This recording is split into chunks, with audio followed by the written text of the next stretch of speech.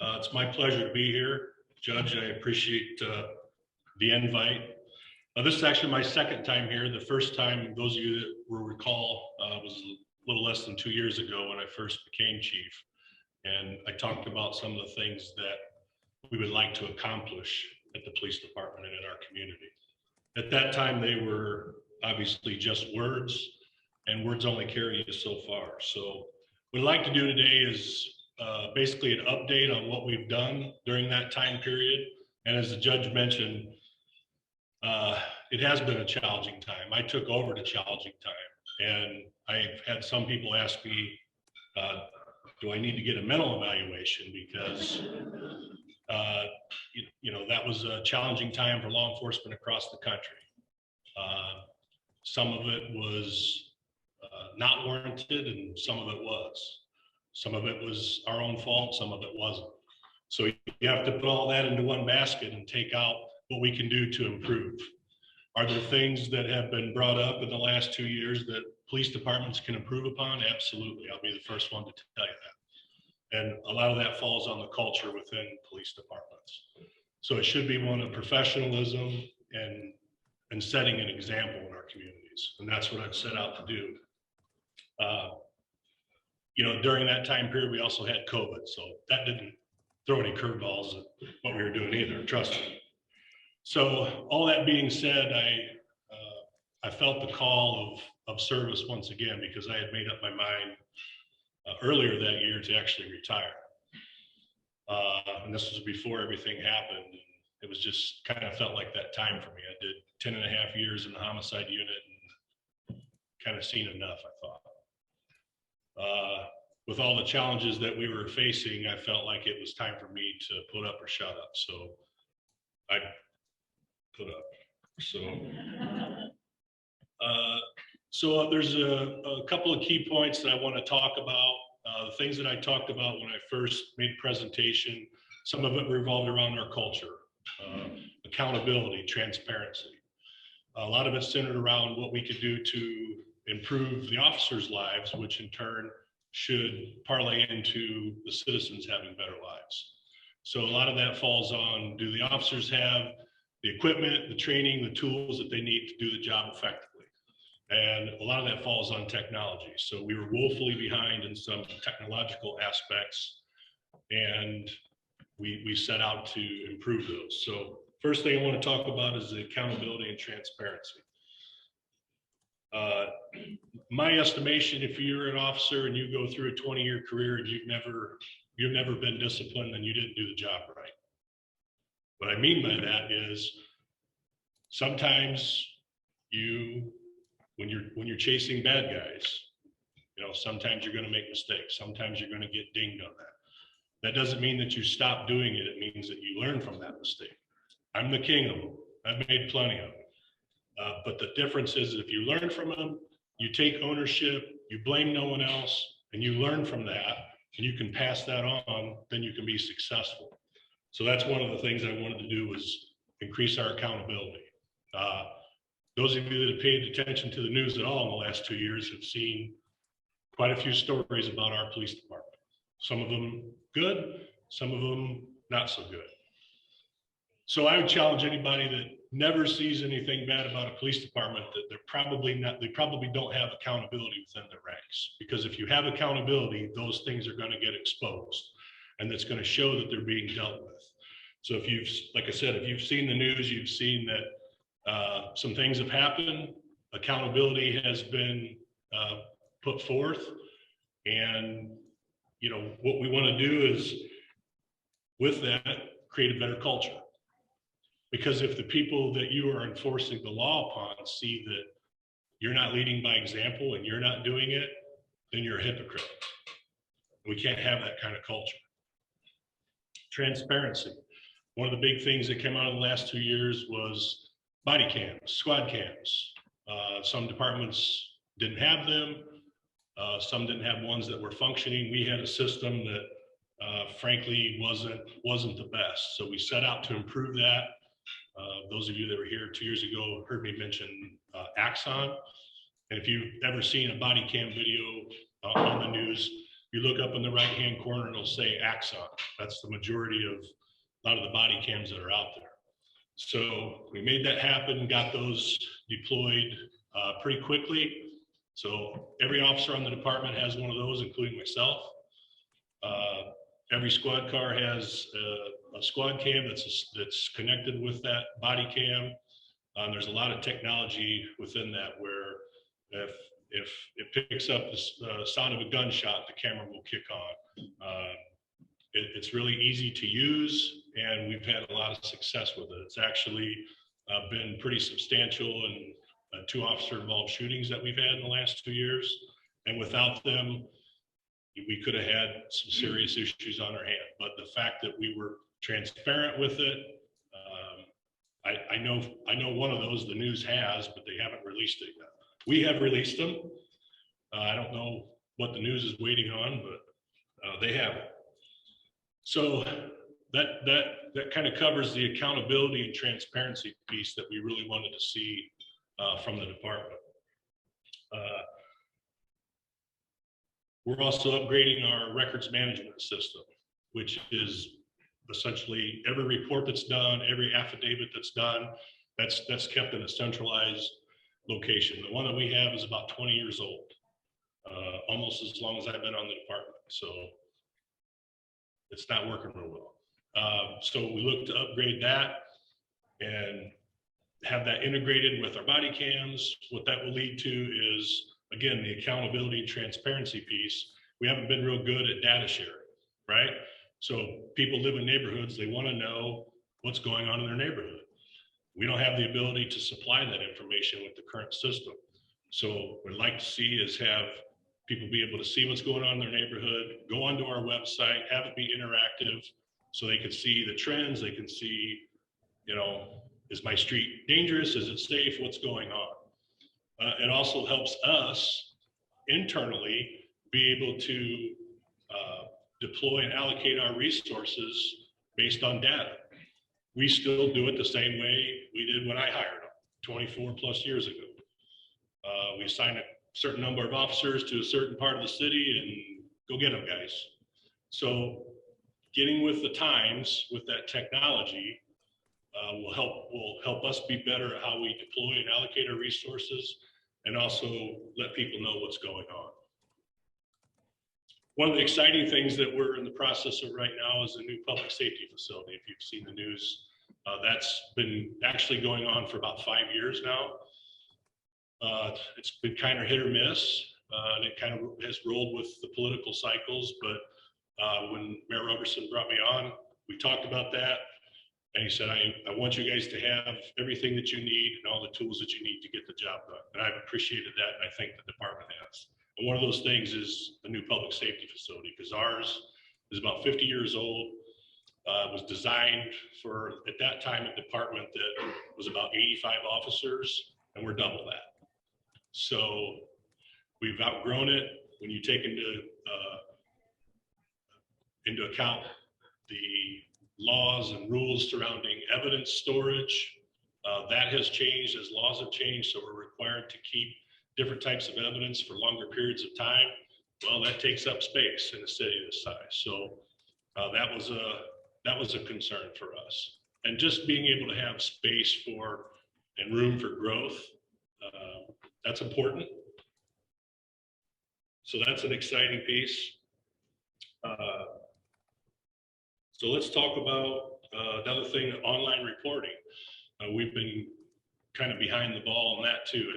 I think the Sheriff's Department rolled that out maybe 10 years ago, and we're just now doing it. So we'll be making a public announcement on that real soon and working out the rest of the kinks. So what that does is what I would call some mundane reports. So you have a theft or a vandalism that there's no suspect information known, but you need it for your insurance.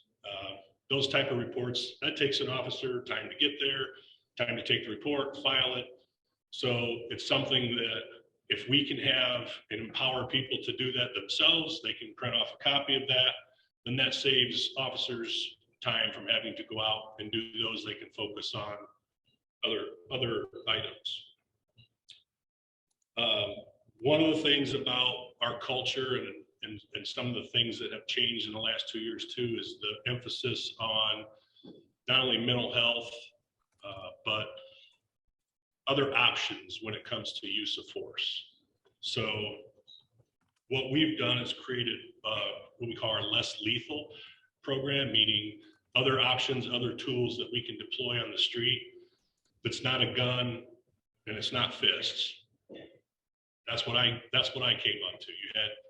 You had your fist, you had pepper spray, and you had a gun. So as the times have evolved, so have some of the options that we have to deploy on the street. So we have officers that are actually trained in all of these methods. When they go out on the street, they take this equipment with them. And if there's a call where a need for something like that arises, they will be dispatched to that call. So we don't end up having to shoot someone, or we don't have to put hands on. Some of those options are a 40 millimeter launcher. It looks very, very intimidating, but it shoots foam rounds, okay? So you aim for the leg, you shoot them with a foam round, they go down, you can put handcuffs on and everybody's safe. You might leave a little bit of a bruise, but people live to tell about it, and we don't put our officers in harm in certain situations. We also have pepper ball guns. Basically, if you've seen a paintball gun, it looks just like that, except inside those capsules are like pepper spray or powder. And it's used to incapacitate somebody so officers can safely make an arrest. We also have, and this is kind of futuristic. When I first saw it, I thought it was like a science fiction movie. They're called bowler wraps. So it's essentially like it comes out of a gun, but it's like ropes with weights on them that will actually tie up a suspect's legs or wrap their arms around their body, so it incapacitates them, so an officer can again move in and make a safe arrest. Just a few things that we can deploy on the street that makes everybody safer. I mentioned mental health. One of the things that we looked at, well, actually before I even took the job, was talking about mental health. It's a problem in policing,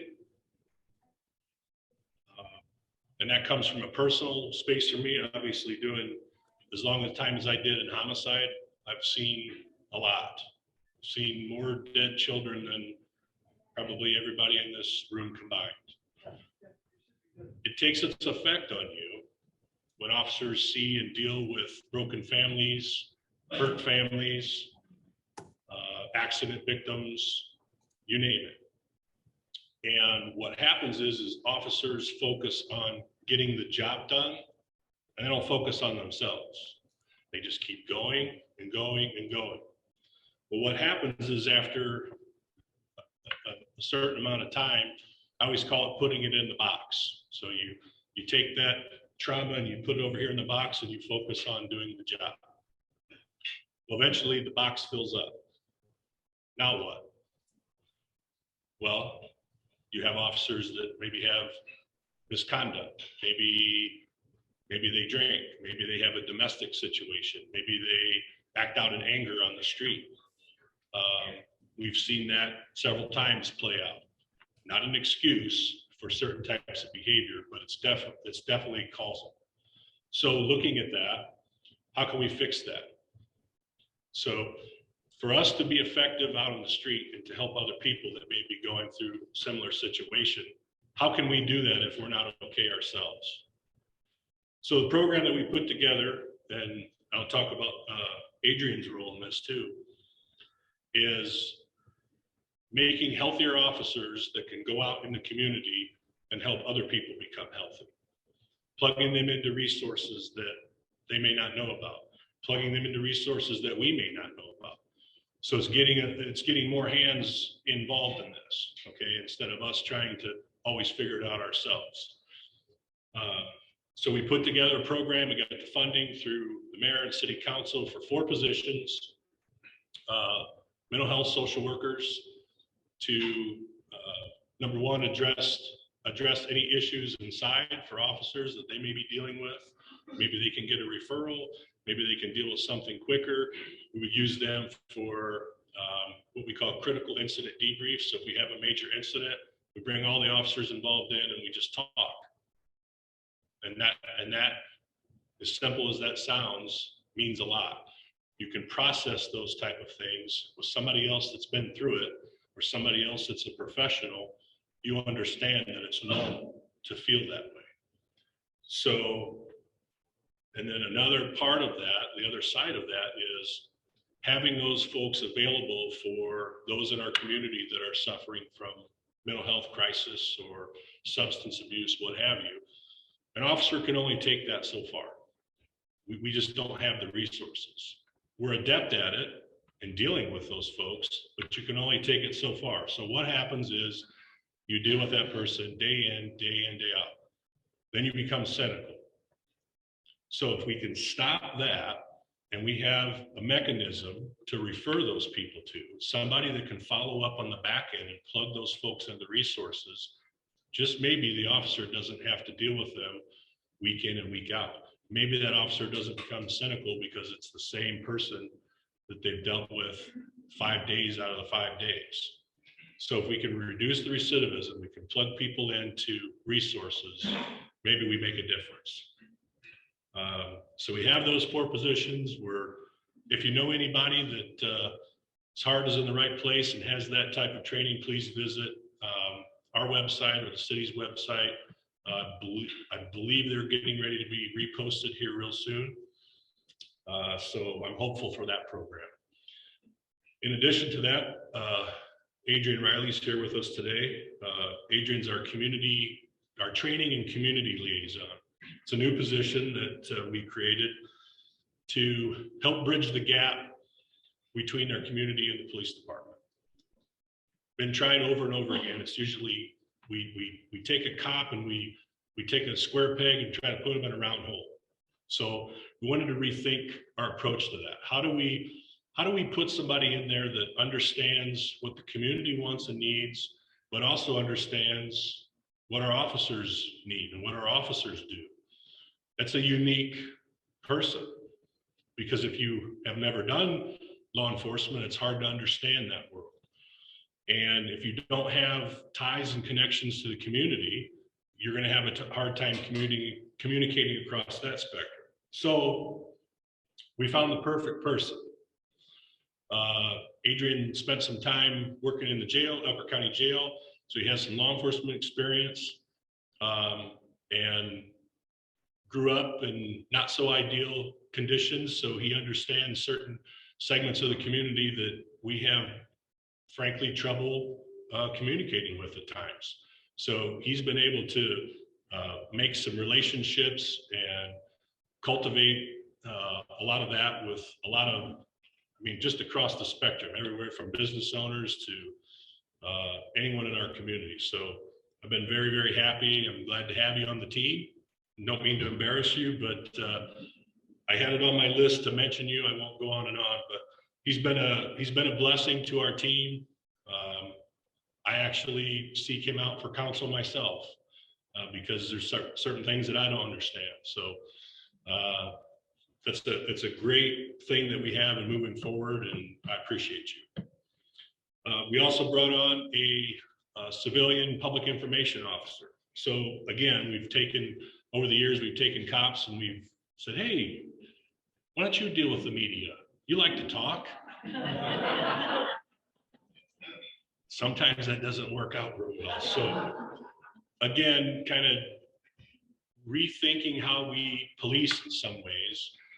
What's the best way to approach that? Well, how about instead of making a cop, do that and mold them that way, why don't you bring in somebody that actually has that background, that maybe doesn't know anything about law enforcement, but they know how to communicate, they understand media relations, and that's what we did. So we brought someone over that never been a cop, never had any experience in that, and Jessica McBriar is her name. She's our public information officer. She's been great. Takes a load off of my plate because maybe I'm not the best communicator when the media is around. I kind of like to tell it like it is. And she says, time out. No, don't say it that way. So I appreciate her too. Narcan. How many have heard of Narcan? Yeah. So actually, Councilman Mishler, Aaron Mishler, contacted me soon after I took over as chief and suggested that asked if we had Narcan. I said no. He said, why not? I said, I don't know. He said, would you be open to it? I said, sure. It was about a half-hour training class. Every officer on the street has Narcan with them. And to this date, we've, I believe, saved 2 or 3 lives with Narcan. One of them I actually witnessed myself. I was riding with one of our officers, and the call came in. We responded, and somebody had overdosed, and my guys gave him Narcan and brought him back. And it was pretty neat to see in real time how quickly that works. And again, those of you seeing that we've had a little scourge here lately of overdoses, including quite a few deaths from fentanyl laced illegal drugs. So Narcan has definitely saved lives, and it's been especially important with this uptick. So to kind of wrap it up here, and I'm going to leave a little bit of time for a few questions if there are any, is the main thing. Sorry, somebody have a question already? Working towards a fundamental change in our department culture by holding accountable and either coaching up or coaching out those that don't want to get on board. I'm willing to do that. I think I said that first time I was here. I have high standards and high expectations of our department. It starts with me, but I expect that of everybody because that's what's owed when you serve. You don't serve yourself, you serve this community. And if you can't get on board with that, then we gotta what? Coach them out? Adrian's nodding his head, that's his saying. I co-opted it, no shame.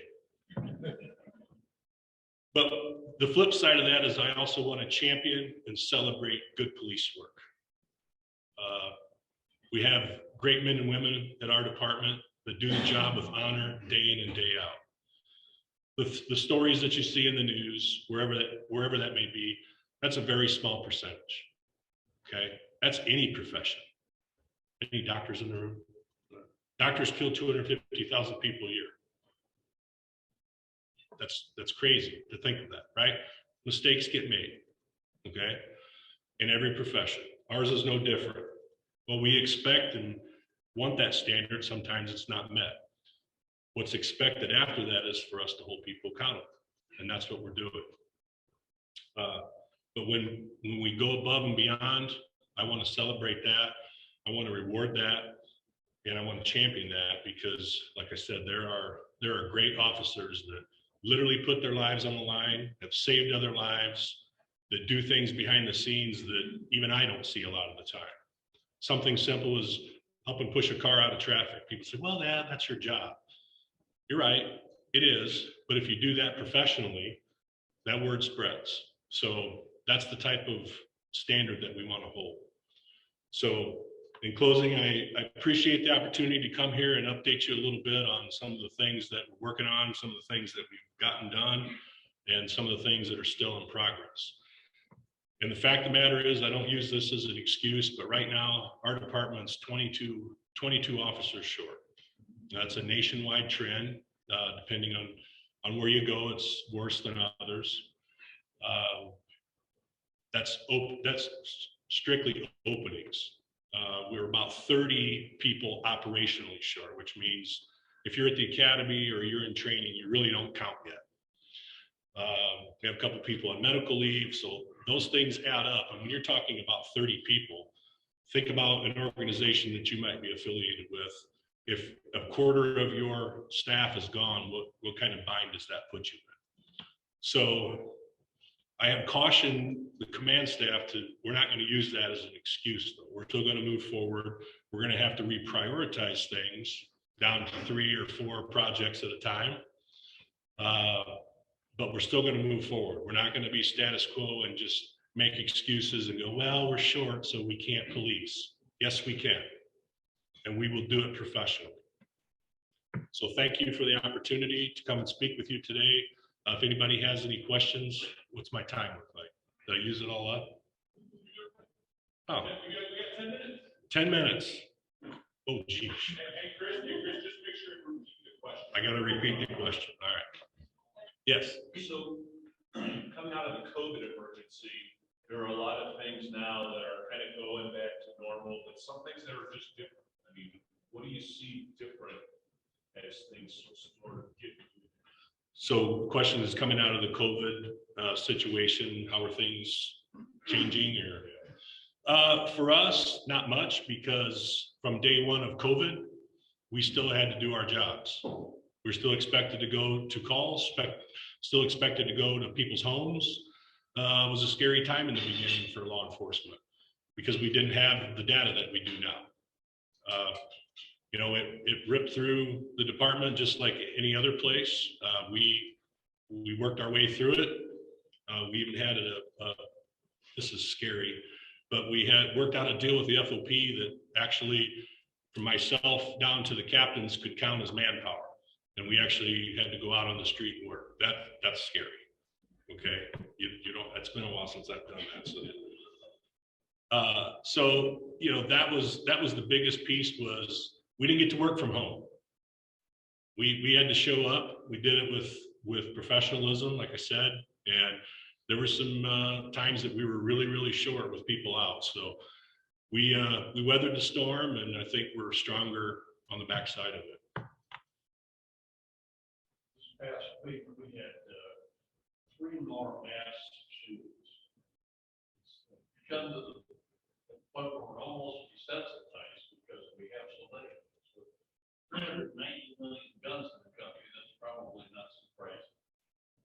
But one of the tools that they have for mass shootings prevention is state red flag laws. Indiana is one of about 17 states that has a red flag law, which basically means that the person is deemed a danger to himself or others. He can be brought before a judge, incarcerated for 10 days, take his weapons away. I asked the judges about this a couple of years ago, why that statute is so seldom used. I believe it times has been used here and elsewhere. I'm wondering how many times your officers have used it, and are they even aware that it exists? So the question is concerning red flag laws and how it pertains. Indiana is one of those states. How many times our officers have encountered that, used it? Are they aware of that tool? Yes, they are. I don't have those numbers off the top of my head. I will tell you that it's challenging, just like anything else in law enforcement. You have to have somewhat of proof or evidence that these things happen to be able to act on that. So it can't just be, hey, Bob's got a gun and he's threatening to shoot up the McDonald's. There takes some investigation into that and some proof, and it has to go beyond the he said, she said. So I think while well-intentioned, it's not as easy as one might think, would be my answer.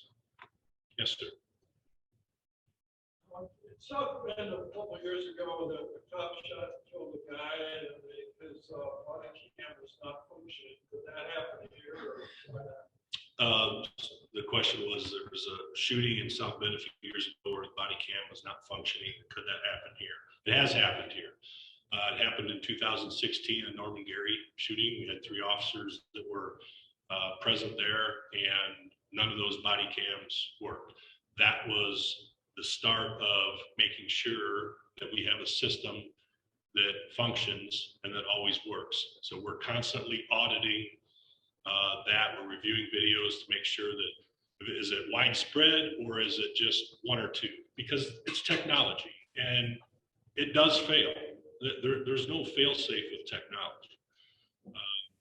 Sometimes the narrative gets to be that, well, the officers turned it off. And that may be the case in some instances, but we certainly don't want that to happen, because to me it's a lifesaver. If you have And the body cam only tells one part of the story. Okay, it's one vantage point and it is video. Okay, if I have a body cam mounted on my chest, it doesn't show what my eyes are seeing. My chest might be turned this way and my eyes might be turned towards a threat over here, and the body cam might not pick that up. So while it's a great tool, and I certainly champion it because I think it saves more officers than it hurts. Certainly wouldn't want to be without it.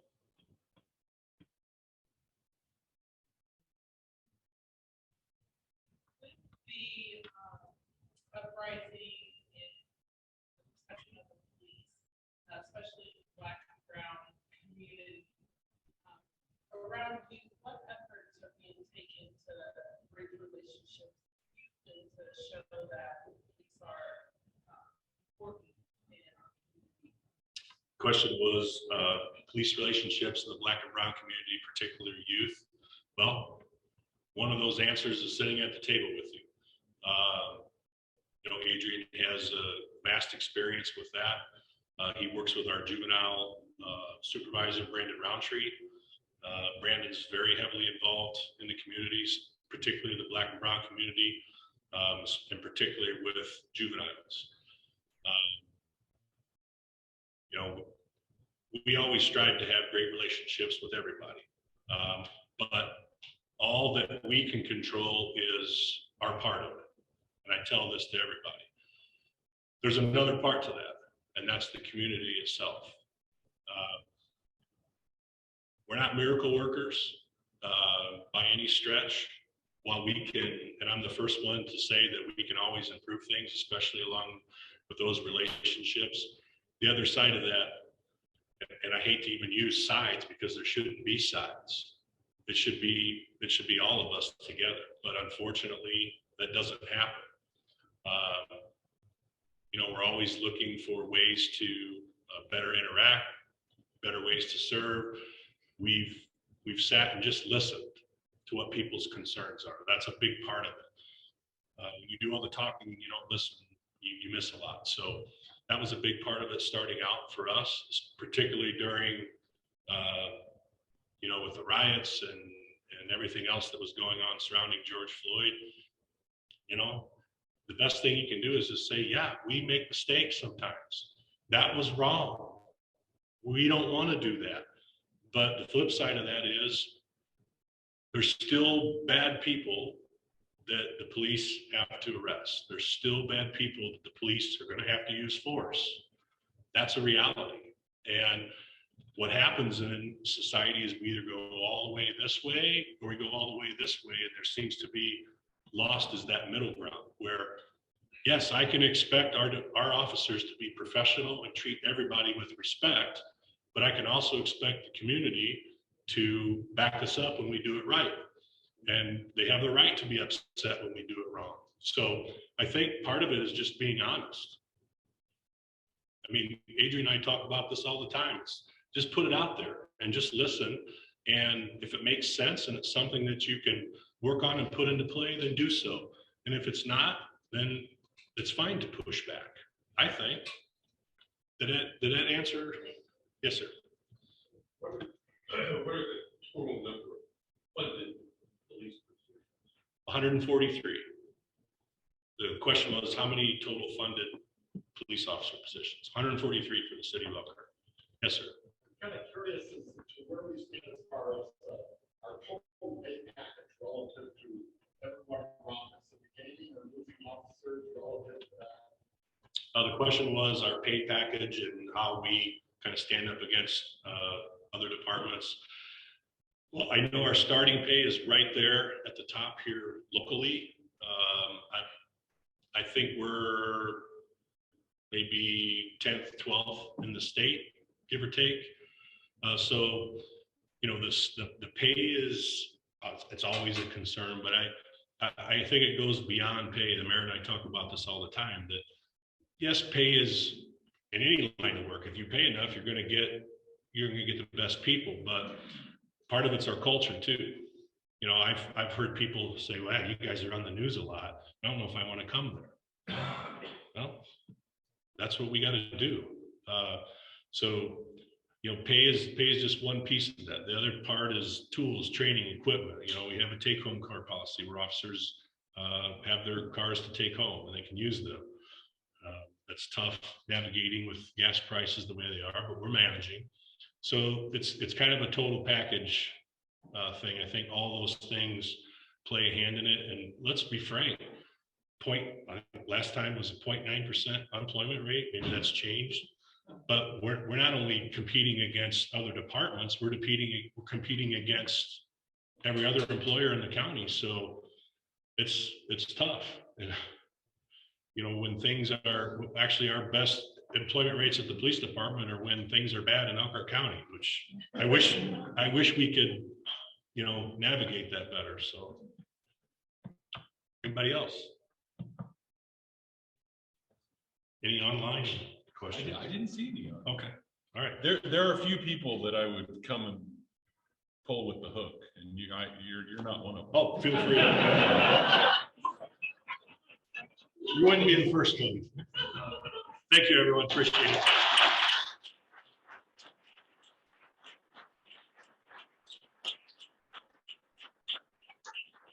Thank you, Chris. And I know that you and your wife are big fans of the garden. In fact, I know you're members, and we always give our speakers passes to the garden as a thanks. And I maybe you'll consider giving them to someone that maybe doesn't have a membership, or maybe who hasn't been to the garden. Adrian, have you been to Wellfield? Yeah. We'll get you there again. Thank you so much. I have to say a little personal story with Chris. After he and his wife purchased their company, he came and talked to us because Wellfield had actually used that company in the past.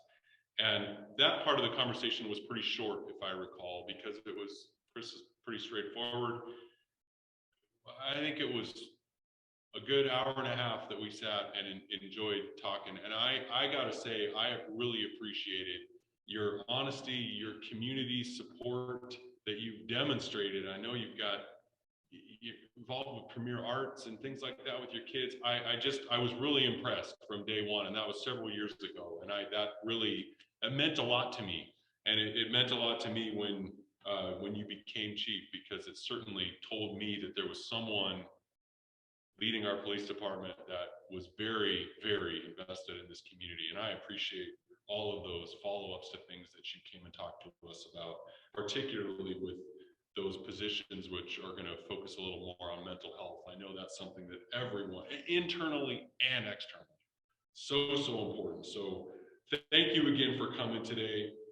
Thank you for those thoughtful questions. And I'm glad you asked, Larry, about the number of positions, because Chris, when you said the new facility, or when it was first discussed, you were at about 85 officers. Did I hear that right? That was the old facility. That was the old facility. Yep. And looking at that now, it's what, 100? What'd you say, 140? Yeah, I'd say that's a need for growth. So thank you so much. Thank you, everyone, again, for those thoughtful questions. Thank you for being here today. Thanks, Steve, for checking everybody in, for being here today. Rob, for the opening.